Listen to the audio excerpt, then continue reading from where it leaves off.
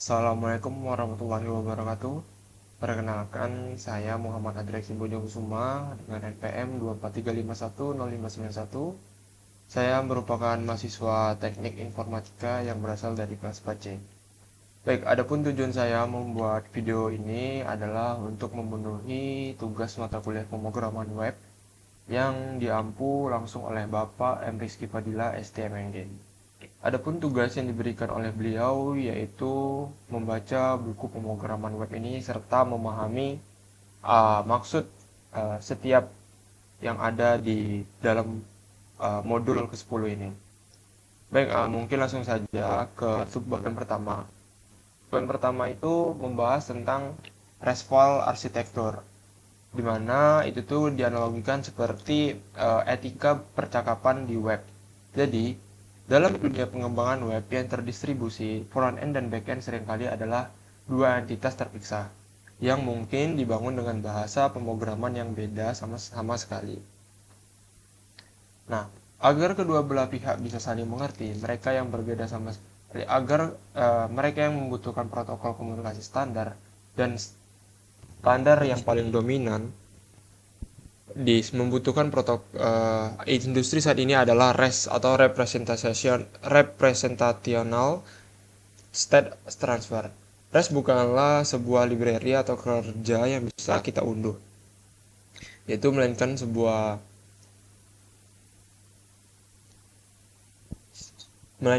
gaya arsitektur atau seperangkat aturan main tentang bagaimana sumber daya atau resource itu harus dikelola di internet. Uh, Bayangkan REST sebagai tata krama makan di restoran mewah, ada aturan jelas tentang bagaimana cara memanggil pelayan, bagaimana cara kita memesan, dan bagaimana cara kita membayar. Sehingga tidak terjadi kekacauan di ruang makan. Jika front-end ingin mengambil data pengguna, ia tidak boleh sembarangan berteriak. Nah, jadi kita itu harus mengirim permintaan formal ke endpoint yang spesifik, seperti get user, seperti uh, get/user/123. Nah, itu merupakan ketaatan pada aturan ilmiah yang membuat API itu menjadi predictable atau mudah ditebak. Nah, dan mudah digunakan oleh pengembang lain tanpa perlu membaca dokumentasi yang terlalu tebal. Nah, selanjutnya salah satu pilar utama REST adalah penggunaan HTTP verbs. Jadi, kata kerja HTTP secara semantik yang sering kali diabaikan oleh pengguna menggunakan post dan untuk segala hal dari pengambilan data, menyimpan hingga menghapus hanya karena post bisa membawa data dalam body. Nah, jadi setiap kata kerja memiliki makna filosofinya sendiri. Get hanya untuk mengambil data tanpa mengubah apapun di server atau idempotent. Jadi,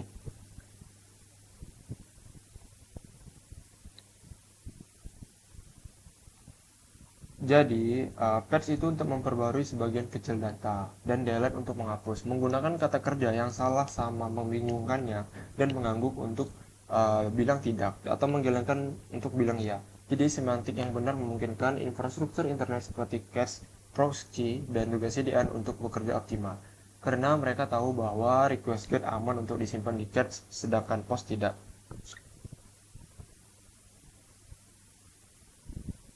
Selain kata kerja, elemen krusial lainnya dikomunikasikan. Jadi ia menggunakan kode angka 3 digit untuk mengekspresikan perasaannya terhadap request yang kita kirim. Kode 2xxx seperti 200 OK ataupun 200 great edge berarti sukses. Semua berjalan lancar. Kode 3xx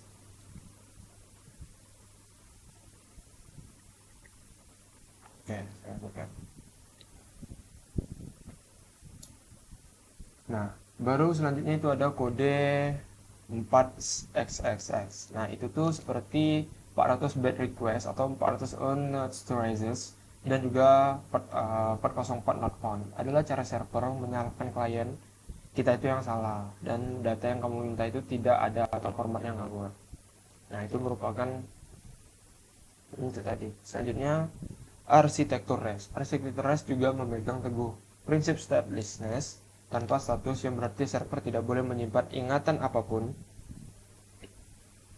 Informasi yang diperlukan agar server bisa memahaminya, termasuk token autentikasi server. Tidak boleh berkata.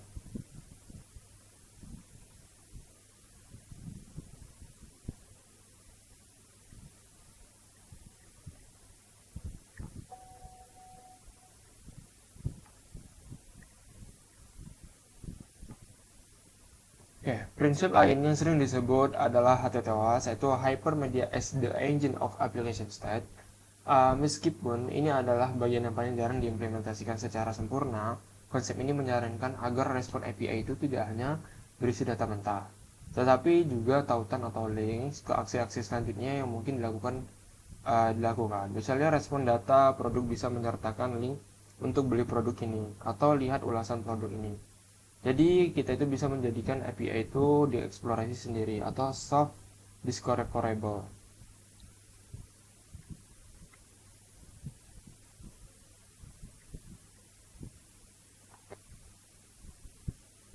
Meskipun idealis dalam praktiknya, uh,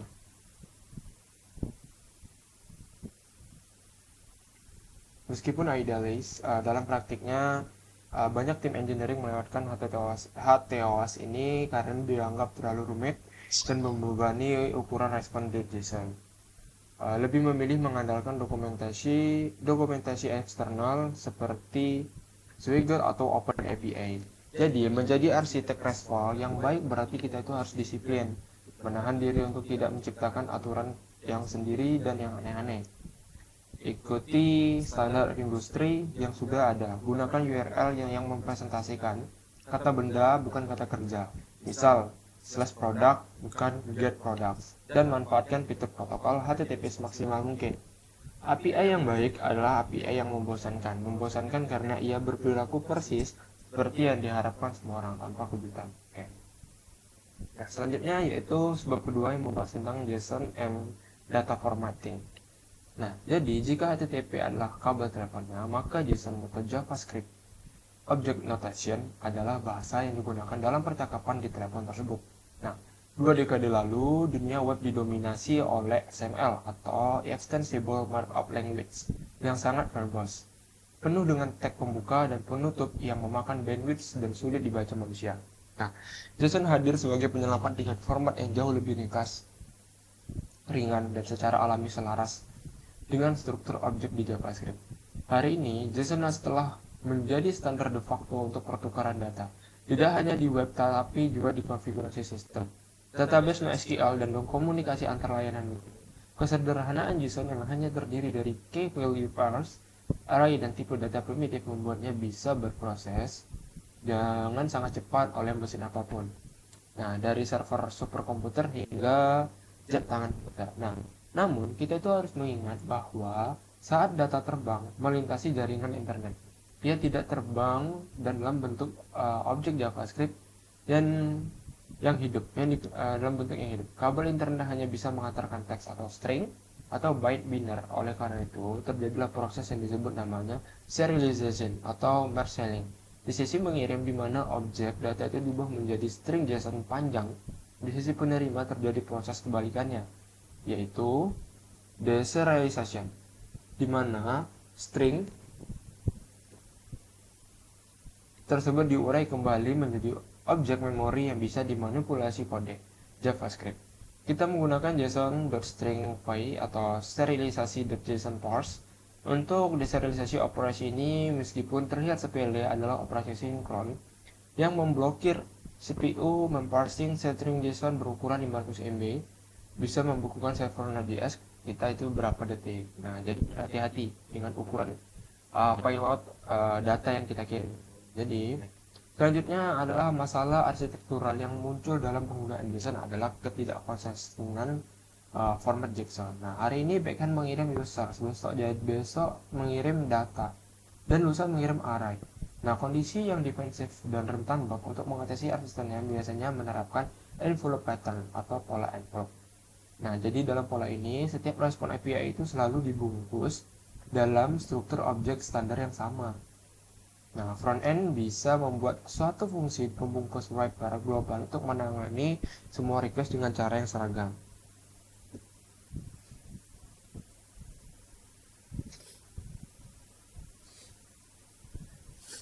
Nah, selanjutnya adalah contoh struktur envelope yang baik bukit seperti ini. Status sukses data meta patch jika data di arah program menjadi seperti ini. Status error message input tidak valid code. Ini ada terdapat kode 440 PDRT semua. Selanjutnya adalah isu lain dalam format adalah penggunaan penanganan tipe data yang tidak didukung oleh JSON seperti date atau undefined. JSON tidak mengenal tipe tanggal, dia hanya mengenal string. Jadi kita itu bisa mengirim objek tanggal new date atau new hari, ia akan menjadi konversi menjadi string format ISO 86041. Di sisi penerima string tidak akan otomatis berubah kembali menjadi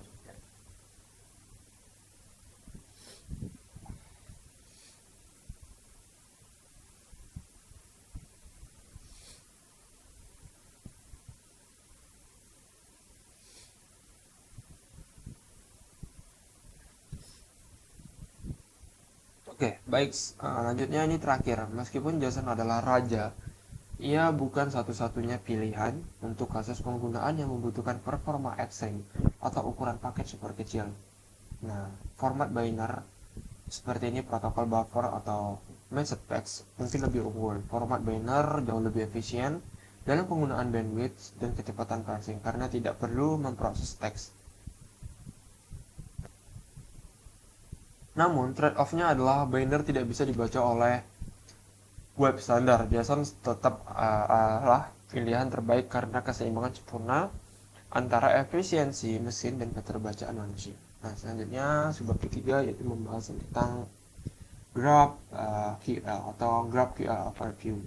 Jadi, meskipun ras itu sangat populer, jadi ia itu memiliki kelemahan fundamental yang mulai terasa dari yang dibutuhkan. Bayangkan kita itu hanya ingin menampilkan nama pengguna dan foto profil di header aplikasi, tetap endpoint get user name dan rest dikembalikan 50 kolom data termasuk alamat pengguna lengkap. Nah, riwayat pesanan dan nomor sepatu ini adalah pemborosan kuota data pengguna dan baterai ponsel yang sia-sia.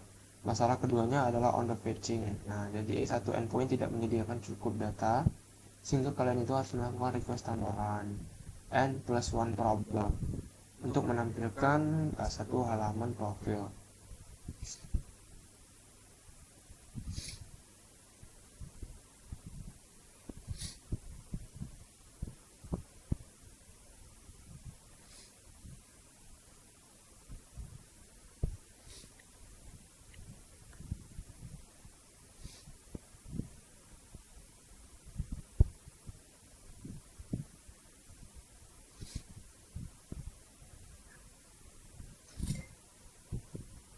Oke, selanjutnya Facebook menghadapi masalah ini pada tahun 2012 dan menciptakan solusi bernama Grab API berbeda dengan REST yang berbasis results. Grab QL. Nah, jadi berbasis Grab dan menyediakan bahasa query yang fleksibel. Dengan Grab QL, klien memiliki kuasa penuh untuk menentukan struktur data yang mereka inginkan.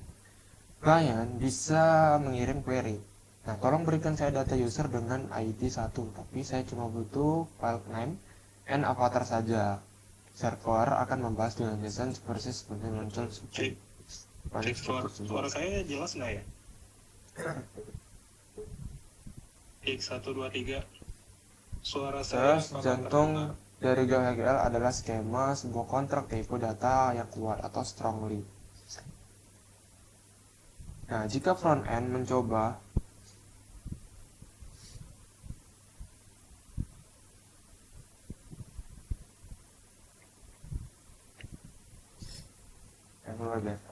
dalam GraphQL, operasi dibagi menjadi dua jenis utama. query untuk mengambil data setara dengan get di REST mutation dan mengubah dengan post, put, delete, dan REST. Semua request GraphQL itu dikirim menggunakan metode HTTP post ke satu endpoint karena semua request terlihat sama. Kita tidak bisa lagi mengandalkan caching atau browser bawaan atau CDN semudah di REST. Ini adalah salah satu trade-off terbesar GraphQL. Kompleksitas caching berpindah dari level jaringan ke level aplikasi. Nah, selanjutnya kritik lain terhadap GraphQL adalah kompleksitas. Implementasi di sisi backend itu membuat server GraphQL itu yang efisien jauh lebih sulit daripada membuat server REST sederhana. Developer backend harus memikirkan masalah resolve for when n+1 di mana satu query bersarang yang bisa memicu ribuan query database secara tidak sengaja membunuh performa server. Selain itu memberikan kebebasan penuh kepada klien untuk melakukan query apa saja yang berbahaya. Nah, peretas bisa mengirim query sangat kompleks dari dalam deploy next query untuk membuat server overload serangan DOS. Oleh karena itu, server GraphQL itu membutuhkan mekanisme pengamanan tambahan seperti query depth limiting atau complexity analysis. Jadi, kapan kita harus memilih GraphQL dibanding REST?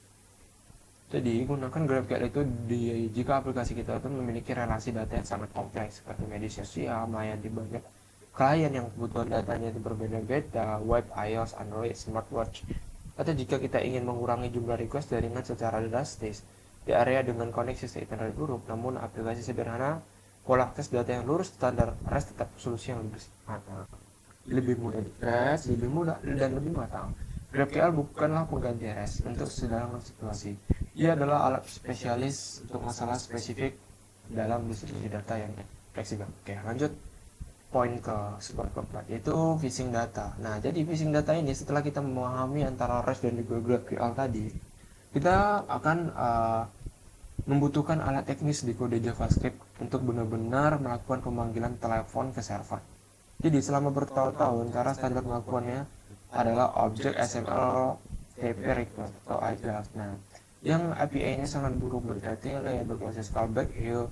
Untungnya browser modern kini menyediakan API bawaan yang lebih elegan bernama Fetch. Nah, Fetch itu berbasis Promise yang memungkinkan digunakan untuk bersama sintaks asynchronous await modern.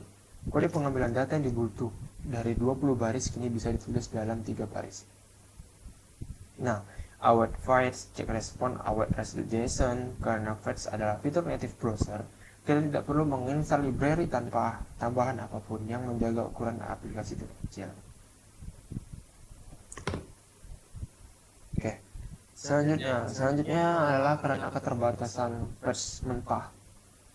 Banyak developer masih memilih menggunakan Axios untuk sebuah library HTTP paling populer di ekosistem JavaScript.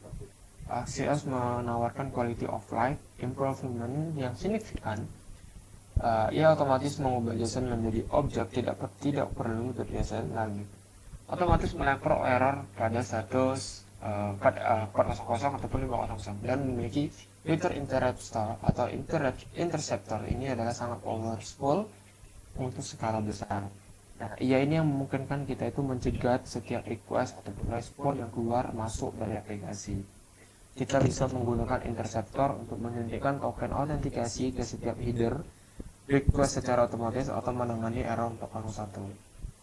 Nah, selanjutnya ini adalah aspek krusial lain dalam pengambilan data. Jadi adalah penanganan timeout. Penggunaan tidak punya kesabaran yang tak terbatas. Jadi jika server itu macet dan tidak bisa membalas dalam 10 detik, aplikasi harus berani memutuskan koneksi dan memberitahu pengguna. Daripada membiarkan loading spinner berputar selamanya, Fetch Native tidak punya opsi timeout bawaan.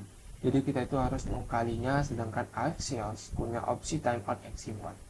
Strategi pengambilan data yang matang untuk menyertakan batas waktu, lebih baik memberikan pesan koneksi lambat coba lagi daripada membiarkan aplikasi yang terlihat hang ataupun bisa. Selanjutnya adalah fitur modern yang wajib dikuasai untuk US yang baik atau abort controller. Jadi bayangkan pengguna itu mengklik menu laporan bulanan yang datanya itu berat, tapi sedetik kemudian dia berubah pikiran dan mengklik menu tanpa membatal. Nah, memicu error memori atau memory layout dengan abort controller, kita bisa memberikan yang namanya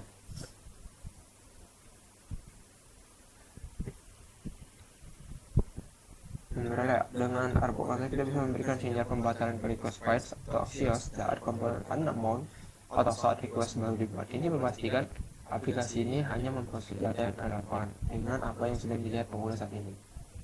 Nah, jadi kesimpulannya, pemilihan antara flash dan Axios adalah soal trade-off di antara kenyamanan dan ukuran bandel aja. Nah, untuk proyek kecil atau yang sangat sensitif terhadap performa loading, sedikit wrapper function buatan sendiri sudah sangat cukup.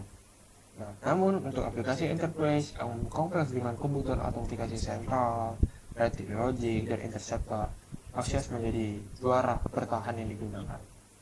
Nah, selanjutnya poin ini kelima adalah API Security Basics atau SATPAM gerbang digital bahasa Inggris. Nah, jadi membuka API ke publik dengan membuka pintu rumah lebar-lebar. Nah, jadi kita tuh harus punya satpam untuk memeriksa siapa yang benar masuk itu atau rumahmu itu tidak, sehingga rumah kita itu tidak berhasil untuk dijarah. Nah, jadi mekanisme pertahanan pertama yang paling sering ditemui developer front-end ini adalah CORS, Cross Origin Resource Sharing. Banyak pemula yang membenci CORS karena sering memblokir request mereka dengan pesan error merah di konsol. Padahal CORS adalah pahlawan yang melindungi pengguna. CORS adalah kebijakan keamanan browser, bukan server, yang menjaga website jahat, misalnya iCloud.com, membaca data pribadimu di website lain, misalnya bankdebt.com, dan tempat kita sedang login. Nah, cara kerja CORS ini sederhana. Sebelum browser mengirim request lintas domain yang berbahaya, ia mengirim request pendahuluan kecil bernama pre-flight request atau metode option. Request ini bertanya ke server, hey, apakah domain asal saya myapp.com boleh mengakses kamu? Jika server membalas dengan akses kontrol atau originnya sesuai, nah barulah proses itu mengirim request aslinya. Error course adalah server bilang kamu memperbaiki error course. Di sisi lain, error course adalah cara kita bilang kamu tidak diundang. Fungsinya adalah dikonfigurasikan server backend yang harus secara eksplisit dan mengizinkan domain front-end itu untuk masuk. Nah, selanjutnya pertahanan lapisan kedua adalah rate limiting. Nah, jadi API adalah sumber daya komputasi yang mahal. Jika satu pengguna mengirim 10.000 request per detik, server itu bisa tumbang atau down dan tidak bisa melayani pengguna lain. Jadi serangan semacam ini disebut namanya DDoS, denial of service. Rate limiting membatasi jumlah request yang boleh dikirim oleh satu IP atau satu user dalam jangka waktu tertentu. Misalnya, terdapat maksimal 60 request per menit. Nah, jika kita melanggar batas ini, server kita itu akan membalas dengan 429 too many request, atau di sisi front end kita harus menangani status 429 ini dengan bijak. Nah, selanjutnya, mekanisme identifikasi yang paling umum penggunaan API key. Nah, jadi API key adalah string rahasia yang paling berfungsi sebagai tiket masuk. Namun aturan plus keamanan front end, jangan pernah menyimpan secret API key di kode front end. Jadi kode front end itu bersifat publik, siapa saja bisa klik kanan view search dan delete function. Oke, kesimpulannya, keamanan bukanlah yang ditambahkan di akhir proyek, melainkan pola pikir yang harus sejak ada pada baris kode pertama. Sebagai front end developer, kita itu harus menginginkan dan tidak mengkonfigurasi firewall server, tidak pemahamanmu tentang CORS, pengenalan token yang aman, kerentanan exposure API key yang sangat menentukan aplikasi menjadi benteng yang kokoh dan atau rumah yang tidak berada. Jadilah developer yang paranoid secara sehat. Asumsikan jaringan yang itu aman dan lindungi datamu. Oke. Poin ke-6 adalah integrasi keislaman. Jadi di dalam materi ini ada selalu dikaitkan dalam keislaman. Nah, jadi ini contohnya. Disampaikan dengan kaulan sadida, perkataan yang benar dan lembut. Nah, dari situ Rasul mengajarkan kita tentang pentingnya ketepatan niat atau tindakan. Nah, itulah contoh integrasi keislamannya. Nah, ini juga masalah overfetching, mengambil data berlebihan disesuaikan oleh GraphQL sangat relevan dengan israf, berlebihan ataupun juga takbir ataupun pemborosan.